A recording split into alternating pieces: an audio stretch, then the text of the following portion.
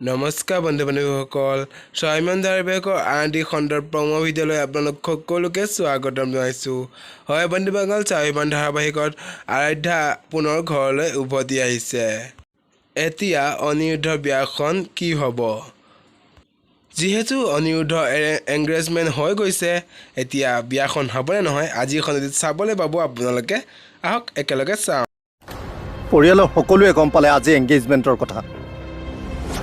এতিয়া যদি বিয়াখন নহয়গৈ, মোৰ ভাগিনজনীৰ ভৱিষ্যতটো কি হ'ব? কোনে খবৰ দিলে জানো পুলিচজনক? কেনেকৈ গম পালে আমাৰ ঘৰত এই অনুষ্ঠানটো হৈ থকা বুলি? এজনী মানুহ আছে যিয়ে হয়তো এই বিয়াখন হোৱাটো বিচৰা নাই।